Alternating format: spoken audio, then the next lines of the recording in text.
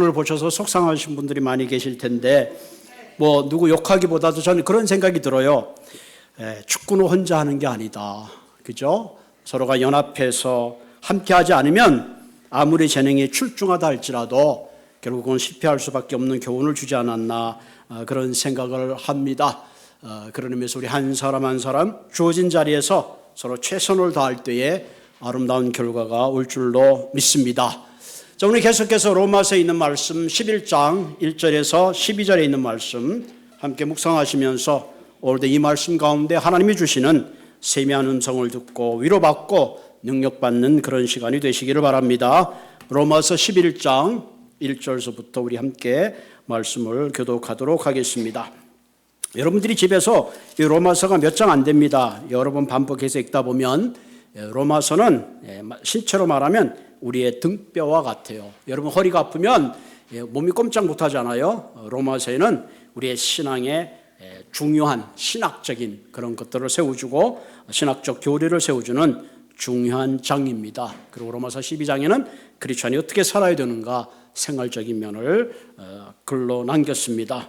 집에 가셔서 로마서를 계속해서 읽으시면 설교를 들을 때에 훨씬 이것이 좋은 내비게이션이 돼서 큰 은혜가 될 줄로 믿습니다. 로마서 11장 1절 그러므로 내가 말하노니 하나님이 자기 백성을 버리셨느냐 그럴 수 없느니라. 나도 이스라엘인이요 아브라함의 씨에서 난 자요 베냐민 지파라.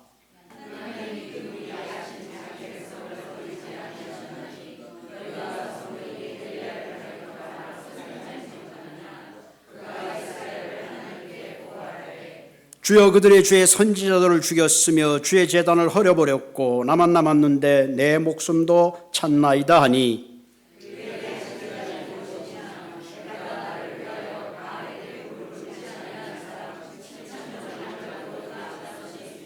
그런즉 이와 같이 지금도 은혜로 택하심을 따라 남은 자가 있느니라.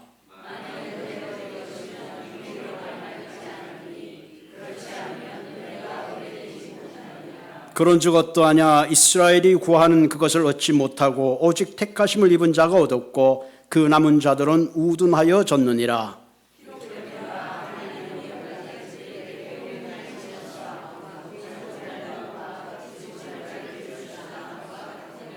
또 다윗이 이르되 그들의 밥상이 올무와 덕과 거치는 것과 보응이 되게 하시옵고 그들의 눈은 흐려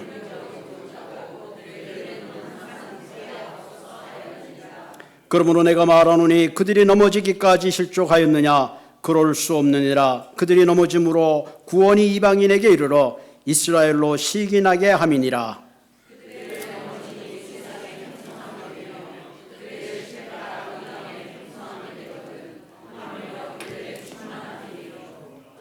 아멘. 오늘은 하나님의 더 높으신 계획이라 하는 제목으로 말씀을 나누려고 합니다. 하나님의 높으신 계획, 우리가 하나님의 높으신 계획을 다 알 수 있을까요? 다 알 수 없습니다. 그러나 분명한 것은 하나님의 높은 계획은 언제나 옳고 언제나 맞다 하는 거죠. 우리가 하나님의 높은 계획을 이해하고 그 하나님의 높은 계획을 따라가기 위해서는 첫째로 우리의 넓은 시각이 필요합니다. 우리 안에 갇힌 좁은 시각을 넘어서 좀 더 하나님의 큰 그림을 볼 수 있는 영적 시각이 필요하죠. 두 번째는 우리가 은혜로 구원받았다면 은혜로 사는 삶이 필요합니다. 우리가 은혜로 구원받았음에도 불구하고 내 노력과 내 의를 주장하게 되면 하나님이 계획하신 큰 구원의 밑그림을 볼 수가 없죠. 그리고 맨 마지막으로는 심령이 대 영이 된대요. 우리의 심령을 새롭게 해야 된다. 우둔한 영들이 새롭게 그리스도의 보혈로 십자가의 보혈로 살아날 때에 하나님의 큰 계획을 볼 수 있다 하는 얘기입니다. 여러분 사람마다 우리는 계획을 가지고 살아갑니다. 그런데 여러분 인생을 살아봐서 알지만 내가 원하는 대로 계획대로 되는 일들이 그렇게 많지 않습니다. 그래서 많은 사람들이 때로는 좌절하고 실망하고 어려움을 겪기도 합니다. 2829년에 한 유대인 청년 리바이 스트라토가 18살 때에 그의 삼촌이 뉴욕에서 원단 사업을 하는 걸 도왔습니다. 이 청년은 언젠간 나도 삼촌의 품을 떠나서 비즈니스를 해야 되겠다 하는 그런 마음의 꿈을 가지고 있었습니다. 그래서 그는 샌프란시스코로 이사를 왔습니다. 그때 많은 사람들이 금광을 찾아서 이수할 때입니다. 그래서 풋볼에 보면 49er라는 그 이름이 있잖아요. 그래서 많은 강부들이 금광을 찾아서 올 때입니다. 그래서 이 친구가 리바이 스트라트는 거기서 강부들을 위한 천막 제조하는 그런 일을 시작했습니다. 제법 많은 사람들이 몰려와서 비즈니스가 잘 되었고, 더구나 운 좋게도 샌프란시스코에 있는 큰 부대에 납품을 하게 돼서 많은 천막의 텐트들을 납품하면서 잘 나갔습니다. 그런데 세상 일이 늘 순조롭지만은 않아요. 그 샌프란시스코에 있던 그 군에 납품하던 그 금 부대가 다른 데로 이사를 가는 바람에 그 천막을 측에서 많은 원단을 만들어 놨는데 그것이 이제 쓸모가 없게 되었습니다. 이때 리바이스는 큰 상심에 빠졌습니다. 그러던 중에 식사를 하기 위해서 식당을 갔는데 많은 강부들이 모여서 식사하는 모습을 보니까 한쪽에서는 헤어진 옷을 입고 심지어는 한쪽에서는 그 옷을 꿰매는 모습을 보게 됐습니다. 이때 이 청년에게 불현듯 이런 생각이 들었습니다. 저들을 위해서 내가 좀 떨어지지 않고 좀 튼튼한 옷을 만들었으면 좋겠다, 그런 생각이 들어서 그는 자기가 가지고 있는 천막 원단을 가지고 푸른색을 먹이고 염료를 하고 물을 들이고 심지어는 바지가 찢어지지 않도록 양쪽 주머니에 징을 박았습니다. 그리고 그 강부들이 그 옷을 입기 시작했는데 보통 이제 잘 찢어지는 옷이 찢어지지도 않고 잘 흙도 안 묻고 얼마나 튼튼한지 몰라요. 소문이 나서 그 옷이 잘 팔리게 되었다고 합니다. 그래서 탄생한 것이 우리가 잘 아는 리바이스 청바지입니다. 할렐루야. 리바이스 청바지. 지금도 리바이스 청바지가 비싸요. 그거 두꺼워가지고 웬만해서는 떨어지지 않고, 우리나라에서 이 청바지를 유행시킨 사람이 트위스트 김입니다. 청바지를 입고 우리나라에 유행을 했죠. 요즘 그 청바지가 옛날엔 좁았는데 요즘 청바지가 또 점점 넓어졌어요. 그것도 어떤 청년을 봤더니 청바지를 입었는지 치마를 입었는지 모를 정도로 바지통 이렇게 큰 패션을 입고 다니는 모습을 보게 됩니다. 여러분, 우리의 인생은 계획하지만 때때로 내가 생각하는 대로 굴러가지 않을 때에 우리가 낙심하고 절망하지만 때때로 하나님께서 우리의 인생 가운데 새로운 길을 열어가는 그런 모습을 볼 수가 있습니다. 여러분, 이사야 55장 8절 9절에 보면 이런 구절이 있습니다. 이는 내 생각이 너희 생각과 다르며 내 길은 너희 길과 다르다. 이는 하늘이 땅보다 높음같이 내 길은 너희 길보다 높으며 내 생각은 너희 생각보다 높다. 이 말을 읽을 때마다 우리는 겸손해지게 되죠. 그렇구나. 주님의 생각은 우리와 다르고 주님의 길은 내 길과 다르구나. 나는 눈앞에 보이는 근시안적 생각을 가지고 있지만 주님이 우리를 위한 하나하나의 그 계획은 우리가 상상을 초월하는 그 이상의 길을 준비하고 계시는구나 하는 것을 우리가 깨닫게 됩니다. 하나님이 이스라엘을 향한 분명한 계획이 있었습니다. 하나님의 갈대 우르에 있는 아브라함을 불러서 믿음의 조상이 되게 하시고 큰 민족이 되겠다고 약속하셨습니다.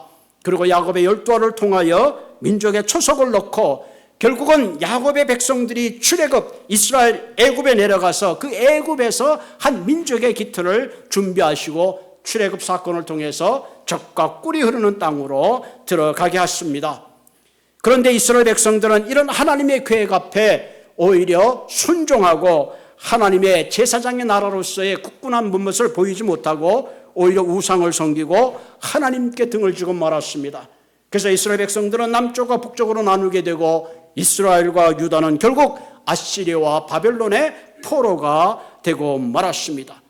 그래서 그런 이스라엘의 포로가 된 그들을, 바벨론의 포로가 된 그들을 하나님이 포기하셨느냐? 그렇지 않아요. 결국 그 남은 자들을 본국에 돌아오게 하시고 결국은 이스라엘의 다윗의 자손을 통해서 인류의 구원인 메시아를 그들에게 탄생하게 했습니다. 여러분, 일이 이쯤 되면 이스라엘 백성들이 회개하고 돌아와야 마땅한데도 불구하고 어떻게 했어요? 그들은 결국은 메시아를 십자가에 못 박아 죽이고 말았습니다. 그 결과 민족임 나라로 뿔뿔이 흩어지게 되었습니다. 그 결과 하나님이 이스라엘을 포기하셨느냐? 그럴 수 없었다. 오늘 본문은 그렇게 기록하고 있습니다. 자, 본문 1절을 보면 그러므로 내가 말하노니, 지금 바울이 하는 거죠.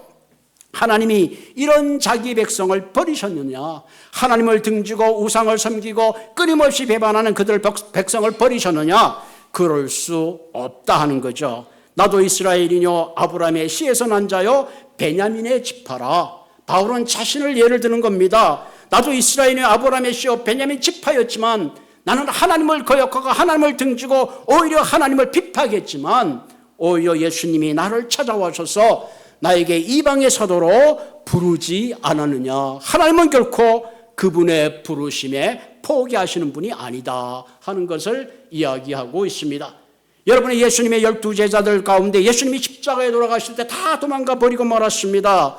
예수님 죽는 자리까지 내가 죽겠다고 호언장담했던 베드로는 계집종 앞에서 예수님을 3번이나 부인하고 말았지만 예수님은 그를 포기하지 않으시고 찾아왔습니다. 바요나 시몬아, 네가 나를 사랑하느냐? 네가 나를 사랑하느냐? 여러분, 성경에 보면 하나님께서 많은 연약한 자를 포기하지 않으시고 부르시는 것을 볼 수 있습니다. 2절에 보면 뭐라 그랬어요? 2절에 하나님이 그 미리 아신 자기 백성을 버리지 아니하신다 하는 겁니다. 그 이유가 사실은 11절, 12절에 나와 있습니다. 이스라엘 백성들의 실패를 통하고 넘어짐을 통해서 오히려 이방인들에게 구원의 기회가 주어졌다 하는 겁니다. 뿐만 아니라 하나님은 이스라엘의 실패를 통하여 그들을 버리신 게 아니라 언젠가 그들도 회개해서 온 인류의 구원에 풍성한 축복으로 들어와서 새로운 백성으로 거듭나기 원하는 것, 그것이 하나님의 본심이요 하나님의 계획이었다는 사실입니다. 오늘 보면 12절로 쭉 내려가 볼까요? 자, 12절에 보면 그들의 넘어짐이 세상의 풍성함이 되며 그들의 실패가 이방인의 풍성함이 되거든 하물며 그들의 충만함이리요. 이 충만하다는 말은 헬라어로 폴레로마라는 뜻인데 꽉 차다, 풍성하다, 넘치다 그런 의미입니다. 하나님이 우리를 위한 계획은 째째한 그런 계획이 아니라 넘치는 축복과 놀라운 계획을 가지고 있다는 사실을 말씀하고 있습니다. 얼핏 봤을 때에 이스라엘 백성들이 실패함으로 하나님의 구원의 역사가 후퇴하는 것 같지만 사실은 이스라엘의 넘어짐이, 이스라엘의 실패가 오히려 이방인들에게는 구원의 기회가 되고 풍성한 축복을 나눌 수 있는 충만한 가운데 들어올 수 있도록 역사하셨다 하는 것입니다. 여러분, 우리 가운데 실패하지 않는 자가 누가 있습니까? 이스라엘 백성들만 넘어지고 실패했습니까? 때로는 우리도 넘어지고 실패할 때가 있습니다. 그때마다 하나님은 우리의 선한 계획을 가지고 우리를 도우시는 그런 분입니다. 여러분, 누가복음 5장에 보면 제자들이 밤새 그물질을 했습니다. 그들은 그곳에서 태어났고 누구보다도 물길을 잘 알고 고기가 있는 곳을 잘 알았지만 밤새도록 그물질했지만 그들은 빈손으로 왔을 때에 예수님이 그들을 향하여 그물을 오른쪽에 던지라 그랬을 때에 그들이 혼자서 그물을 땡길 수 없을 정도로 풍성하게 그물을 채워주셨습니다. 여러분, 요한복음 2장에 보면 예수님의 첫 기적의 사건이 가나안 혼인잔치의 사건입니다.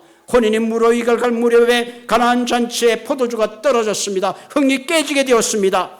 그때 예수님께서 항아리 아구까지 물을 채우라고 그러고 아구같이 채웠던 물이 바로 포도주가 되어서 모든 기쁨이 더하는 충만함으로 채워주셨습니다.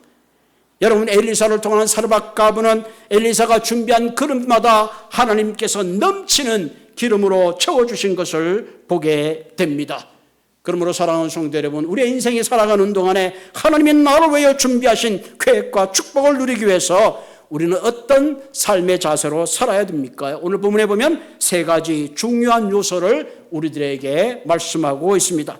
첫 번째, 하나님의 높은 계획 가운데 우리가 참여하고 그분이 준비한 놀라운 충만한 축복을 누리기 위해서는 먼저 우리의 시각이 넓어져야 합니다.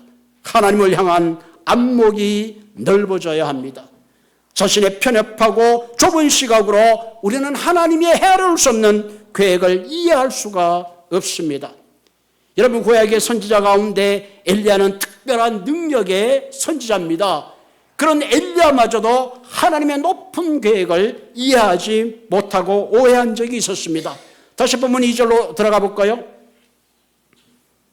자, 본문 2절에 보면 그가 하나님께 고발했습니다. 하나님이 그 미리 하신 자기 백성을 버리지 아니하셨나니 너희가 성경에 엘리야를 가르쳐 말한 것을 알지 못해. 그가 이스라엘 하나님께 고발하여야. 지금 선지자가 엘리야가 하나님께 이스라엘 백성들을 고발하고 있습니다. 고발하는 거 법정에 어필해서 한마디로 기소하는 거죠. 뭐라고 고발했을까요? 3절 보십시다. 자, 주여 그들이 주의 선지자를 죽였으며 주의 제단을 헐어버리고 나만 남았는데 내 목숨도 찾습니다. 하나님 이 백성들을 어떡할까요?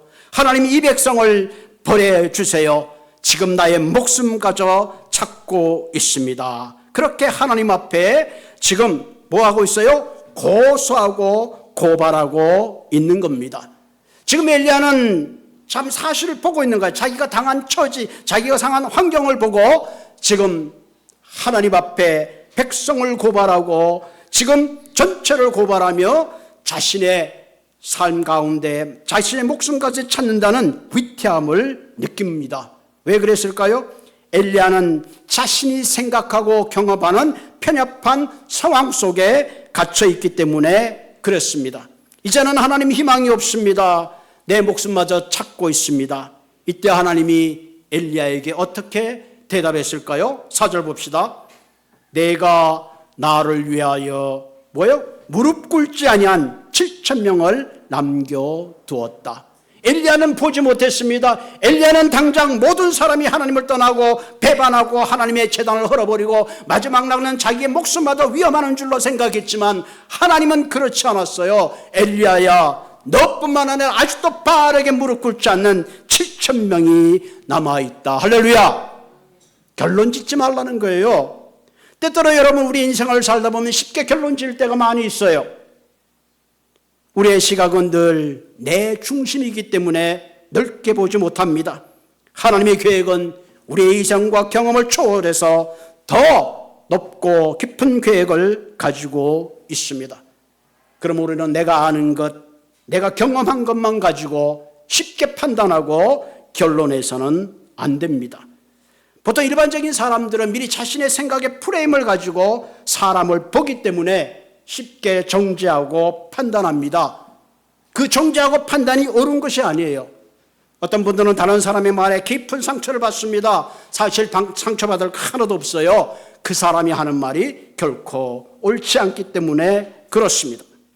우리는 내 눈에 보이는 사건과 사람을 보기 때문에 내가 보는 것이 실제로 옳다고 맞지만 사실은 틀린 경우가 훨씬 많아요. 그래서 성경은 이렇게 충고하죠. 다른 사람을 비판하지 말라. 다른 사람의 눈 속에 내 티를 보기 전에 내 눈 속에 있는 들보를 먼저 깨달으라. 그렇게 우리에게 경고하고 있습니다. 여러분, 하나님의 높은 계획은 우리의 상상 이상으로 완벽하고 옳습니다. 그러므로 우리는 하나님을 나의 작은 이성 안에, 경험 안에 가두는 것은 가장 큰 잘못입니다. 이것을 벗어날 때에 우리가 생각했던 이상의 놀라운 하나님의 축복 안에 들어가게 되는 줄로 믿습니다. 어떤 경우 많은 사람들이 그렇게 해요. 하나님이 보이지 않기 때문에 못 믿겠다는 거죠. 하나님이 보인다고 하나님이 존재하고 안 보인다고 존재하지 않는 분이 아니라는 거죠. 그러므로 우리는 신앙생활하고 우리가 하나님 앞에 나아갈 때에 내 이성과 경험의 테두리에 하나님을 가두는 것이 아니라 그것을 넘어서서 하나님의 놀라운 계획과 축복 속에 믿음의 눈을 가지고 바라보시기를 바랍니다. 여러분, 한국 사회에서 여성인의 법조인이 거의 없던 시절이었습니다. 한 젊은 여성이 서울법대에 들어갔습니다. 많은 차별과 편견 속에서 공부를 해야 했습니다. 교수들마저도 여자가 법조인이 되는 것은 어렵다고 말했습니다. 동료들이 여자가 뭐하러 이렇게 이 길을 가느냐, 그렇게 말하는 사람들이 많이 있었습니다. 그때 이 여인은 하나님, 이 길이 열어주신 분이 주님이라면 내가 흔들리지 않게 이 길을 잘 갈 수 있도록 붙잡아 주십시오. 그렇게 기도하고 자기 학업에 열중했습니다. 결국은 사법고시에 합격이 되고 판사가 되고 이후에 변호사가 되어서 약자를 위해서 돕는 그 부르심을 받았습니다. 그때 이분이 이렇게 고백합니다. 약자를 위해 목소리를 내는 것이 신앙인의 길이다. 그러면서 그는 약자를 위해서 많은 일들을 했습니다. 이후에 환경부 차관으로 임명되었을 때도 그는 하나님께 이렇게 고백했습니다. 내가 준비한 자리가 아니라 하나님이 준비한 자리였습니다. 그리고 이 여인은 쓰레기 종량제 분리수거 제도를 도입하여 창조 세계를 돌보는 것이 신앙인의 책임이라고 믿음으로 일했습니다. 바로 이분의 이름이 누굴까요? 바로 지금은 고인이 되었지만 황산성 변호사입니다. 원래 이분이 아버지가 목사님이에요. 그리고 이분은 사실 그 세문안 교회의 목사님 사모님이었죠. 그래서 시편 18편 2절에서 따온 이름입니다. 여호와는 나의 산성이시오. 그 아버지가 그 딸에게 너는 하나님의 산성이다. 산성처럼 살아라. 그래서 이름을 황산성이라고 지었다고 합니다. 정치적인 비난이 있었고 사회적인 편견이 있었고 여성이라는 장벽이 있었지만 그는 나의 산성되신 하나님을 굳게 믿고 붙잡으로 그는 다른 어떤 사람들보다 가장 필요한 삶의 족적을 남길 수가 있었습니다. 여러분, 신앙이라는 것은 이성이 아니라 체험입니다. 나의 논리 속에 가둘 수 없는 겁니다. 내가 보지 못해도 내가 인정하지 않아도 진리는 진리입니다. 내가 모른다고 진리가 사라지는 것이 아닙니다. 우리 모두 나의 편협한 시각을 넘어 정직한 영으로 넓은 안목으로 하나님이 우리를 위하여 준비한 계획 가운데 축복 가운데 꼭 필요한 주인공이 되기를 주님의 이름으로 축복을 드립니다. 두 번째로 우리 하나님의 넓은 계획을 우리가 이해하고 그 넓은 계획 속에 들어가기 위해서는 은혜로 사는 삶이 필요합니다. 저와 여러분들은 하나님의 은혜로 구원받았습니다. 하나님의 은혜가 없이는 결코 우리는 구원을 받을 수가 없습니다. 여러분, 우리가 은혜로 구원받았다면 문제는 뭐예요? 이제는 우리가 은혜로 살아야 합니다. 내가 하나님께 은혜로 구원받았음에도 불구하고 여전히 내 힘으로 내 의지로 내 삶의 주인으로 살아가는 것은 실패할 수밖에 없는 겁니다. 오늘 본문에는 두 부류의 남은 자의 삶에 대한 이야기를 하고 있습니다. 본문 5절을 볼까요? 자, 그런즉 이와 같이 지금도 은혜로 택하심을 따라 남은 자가 있다. 하나님께서 7,000명을 남겨주었듯이 은혜 가운데 남은 자가 있다는 거죠. 이 얘기는 뭐예요? 믿음으로 은혜 가운데 구원받아서 하나님의 은혜를 따라 살아가는 남은 자들입니다. 그러나 반대로 그렇지 않은 사람이 있어요. 7절에 볼까요? 자, 6절 7절 넘어가면 그런즉 어떠하냐? 이스라엘이 구하는 것도 얻지 못하고 오직 택함을 입은 자가 얻었고 그 남은 자는 우둔하여 졌느니라. 자, 은혜로 구원받은 사람이 은혜로 살아야 되는데 이스라엘 백성들은 결국 그렇지 못했다. 하나님의 그들이 구하는 것도 얻지 못하고 결국은 그 남은 자가 우둔했다. 우둔했다는 뭐예요? 마음의 문을 닫고 끝까지 하나님의 은혜를 거부했다 하는 거죠. 자, 하나님이 이스라엘 백성들을 은혜로 다루고 싶었지만 스스로 율법의 의를 이루려 하다가 결국은 망하고 만 것입니다. 오늘 저와 여러분들도 은혜로 구원을 받았습니다. 그렇다면 더 이상 내 의와 노력이 아닌 하나님의 은혜로 매 순간 살아가는 남은 자로 살아야 하는 것입니다. 여러분, 이민이라는 척박 환경 속에 여기까지 온 것, 물론 여러분들이 노력하고 남다른 여러 가지 노력과 수고를 많이 했지만 결론적으로 말하면 내가 여기까지 온 것이 내 공로가 아니라 모든 것이 하나님의 은혜였음을 고백하는 삶, 그것이 바로 진정한 은혜로 남은 자의 삶이라는 것입니다. 바울은 어떤 사도보다도 많은 것을 이루었습니다. 신약 성경의 많은 부분들을 기록했고 그는 교회를 세우고 세계 선교에 큰 기초를 놓고 문을 열었습니다. 이랬던 바울은 한순간도 자신을 내세운 적이 없습니다. 나의 나 된 것이 다 하나님의 은혜였음을 그는 고백하고 있습니다. 여러분, 고린도전서 15장 10절에 보면 그러나 내가 나 된 것은 하나님의 은혜로 된 것이니 내게 주신 그 은혜가 헛되지 아니하여 내가 모든 사도보다 더 많이 수고하였으나 내가 한 것이 오직 나와 함께 하신 하나님의 은혜로다. 아멘. 하나님의 은혜로다. 이것이 은혜로 사는 삶의 고백인 것입니다. 내가 모든 것을 내려놓고 하나님의 은혜로 살아갈 때에 하나님께서는 더 큰 그분의 계획을 알려주시고 더 큰 비밀을 알려주시는 겁니다. 그래서 바울은 남들이 경험하지 않은 천국의 삼청천을 경험하는 놀라운 영적 비밀을 가지게 된 것을 우리는 보게 됩니다. 사랑하는 성도 여러분, 내가 내 자신을 비우면 하나님이 채워주십니다. 내가 내려놓으면 하나님이 그때부터 일하십니다. 개인도 가정도 교회도 내가 내려놓을 때에 그때 하나님은 일하십니다. 내가 목에 힘을 들고 겸손한 마음이 아닌 교만한 마음으로 갈 때에 하나님 그것을 가장 싫어하지만 우리가 겸손한 마음으로 하나님 앞에 무릎 꿇을 때에 그때 비로소 하나님께서 우리의 인생에 대한 길을 열어주시고 하나님의 무한한 계획 속에 들어가게 하시는 겁니다. 때때로 나만 남았다고 불평하는 것이 아니라 하나님은 여전히 7,000명을 남기시는 하나님의 놀라운 계획과 그 하나님의 놀라운 안목 가운데 여러분들이 은혜로 살아가는 남은 자가 되시기를 주님의 이름으로 부탁을 드립니다. 세 번째로 우리가 하나님의 높으신 계획 가운데 은혜 가운데 축복 가운데 살아가기 위해서는 마비된 심령이 살아나야 합니다. 오늘 본문의 8절 10절에 보면 실제로 남은 자 율법을 의지하고 자신의 의를 의지했던 사람이 어떤 삶을 살았는가 하는 것을 기록하고 있습니다. 본문 8절에 보면 기록된 바 하나님이 오늘까지 그들에게 혼미한 심령을 줘서 보지 못하는 눈과 듣지 못한 귀를 주셨다. 여기서 혼미한 심령이라는 거예요. 마비된 마음입니다. 그래서 아무것도 정상적으로 보지 못하고 듣지 못하고 한마디로 감각이 없는 상태입니다.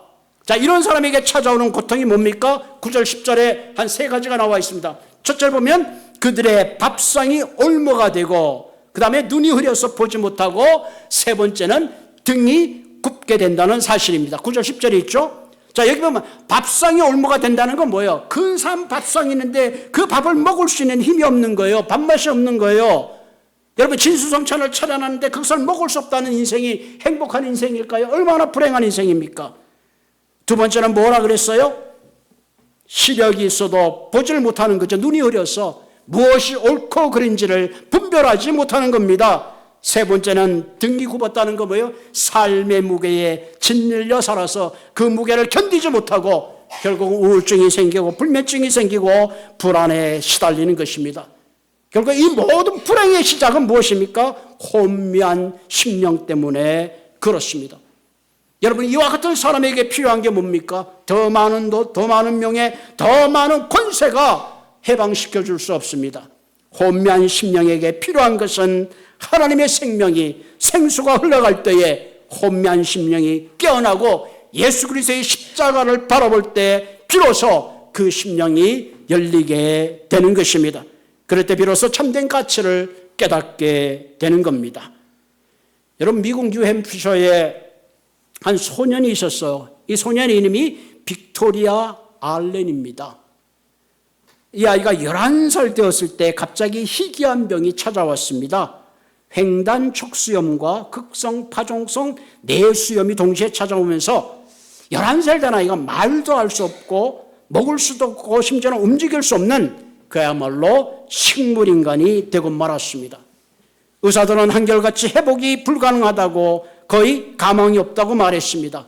그런데 한 가지 놀라운 사실은 그 모든 의식이 완전히 자신의 몸은 락다운인 바디였지만 그의 의식은 늘 맑고 모든 것을 들을 수 있는 그런 상태가 되었지만 그는 아무런 어떤 반응도 할 수가 없었습니다. 그렇게 갇힌 지 4년이라는 세월 동안 그의 부모는 그를 포기하지 않고 그를 기도하고 사랑으로 돌봤습니다. 2010년에 기적이 일어났어요. 처음으로 엄마를 향하여 눈이 반응하게 되고 그때부터 조금씩 움직이기 시작했습니다. 처음부터 모든 것을 다시 배워야 했습니다. 걷지도 못하는 아이지만 가족은 그 아이를 수영장에 데리고 갔고 물속에서 조금씩 움직이기 시작하고 몸이 회복되어 1년 만에 미국 국가대표 선발전에 나가 세계 기록을 깨고 2012년에 런던 패널 올림픽 있죠. 핸디캡 올림픽에서 금메달 1개와 은메달 3개를 따는 기적을 이루었다고 합니다. 이 아이의 기적은 여기서 끝나지 않아요. 의사들은 넌 다시 걸을 수 없다 그랬지만 하루 6시간씩 재활에 매달렸고 2016년 마침내 혼자서 걸어내는 첫 발을 내디뎠다고 합니다. 이 여인은 자신의 삶을 이렇게 요구합니다. Face it, 마주해라. Embrace it, 받아들이라. Defy it, 정하고 Conquer it, 정복하라. 많은 사람이 포기했지만 그의 부모는 하나님은 그를 포기하지 않고 그가 갇힌 모든 몸에서 회복의 역사를 통해서 많은 사람들에게 놀라운 기적을 보여주셨습니다. 사람이 불가능하게 말해도 하나님의 새로운 길을 여실 수 있습니다.